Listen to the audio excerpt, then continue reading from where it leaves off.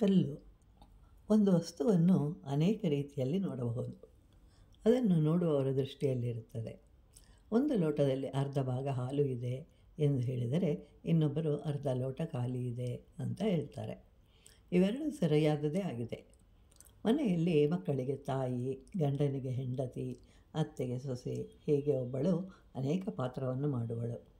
ಒಂದು ಗಂಧದ ಮರದ ತುಂಡನ್ನು ನೋಡಿದಾಗ ಒಬ್ಬ ಶಿಲ್ಪಿಗೆ ಕೃಷ್ಣ ಕಾಣಿಸ್ತಾನೆ, ರಾಮನನ್ನು ಮತ್ತೊಬ್ಬನು ನೋಡ್ತಾನೆ.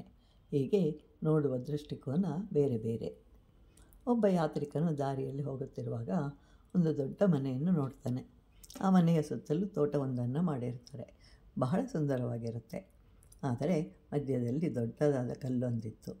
ಅದು ತೋಟದಲ್ಲಿದ್ದುದರಿಂದ ಸ್ವಲ್ಪ ಅಸಮಾಧಾನ ಇತ್ತು. ಈಗ ಯಾತ್ರಿಕನು ಆ ಕಲ್ಲನ್ನು ಮತ್ತೆ ಮತ್ತೆ ನೋಡ್ತಾನೆ. ಆ ಕಲ್ಲು ಬಹಳ ಉತ್ತಮವಾದದ್ದು. ಯಾತ್ರಿಕನು ಆ ಕಲ್ಲನ್ನು ನನಗೆ ಕೊಡಿ ಅಂತ ಕೇಳ್ತಾನೆ. ಮನೆಯ ಮಾಲೀಕನಿಗೆ ಆಶ್ಚರ್ಯವಾಗುತ್ತೆ. ಈಗ ನೀನು ಇದನ್ನು ಕೇಳ್ತಾ ಇದೆಯಾ? ನನಗೂ ಈ ಕಲ್ಲನ್ನು ನೋಡಿ ಸಾಕಾಗಿದೆ, ಹೇಳು ಎಲ್ಲಿಗೆ ಕಳುಹಿಸಲಿ ಅಂತ ಕೇಳ್ತಾನೆ.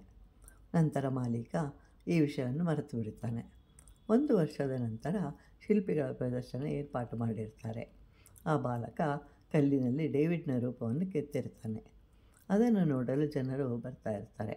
ಹಾಗೆ ಕಲ್ಲನ್ನು ಕೊಟ್ಟ ಮಾಲೀಕನೂ ಬಂದಿರ್ತಾನೆ. ಶಿಲ್ಪಿಯನ್ನು ನೋಡ್ತಾನೆ. ಬಹಳ ಅದ್ಭುತವಾಗಿತ್ತು.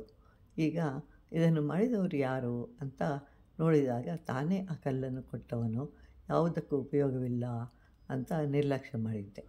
ನಾನು ಅದರಲ್ಲಿ ಡೇವಿಡ್ನನ್ನು ಕಂಡೆ ಅಂತ ಹೇಳ್ತಾನೆ. ನೀನು ಇದನ್ನು ಕೆಲಸಕ್ಕೆ ಬಾರದ್ದು ಎಂದೆ. ನಾನು ಅದಕ್ಕೆ ಬೆಲೆ ಕಟ್ಟಲು ಸಾಧ್ಯವಿಲ್ಲ. ಆ ಸ್ಥಿತಿಗೆ ತಂದಿರುವೆನು. ಅವನೇ ಮೈಕೆಲ್ ಆಂಜಲೋ. ಒಬ್ಬರಿಗೆ ಕಲ್ಲು ಕಲ್ಲಾಗಿಯೇ ಕಾಣಿಸಿತು, ಮತ್ತೊಬ್ಬರಿಗೆ ಮೂರ್ತಿಯಾಗಿ ಕಂಡಿತು.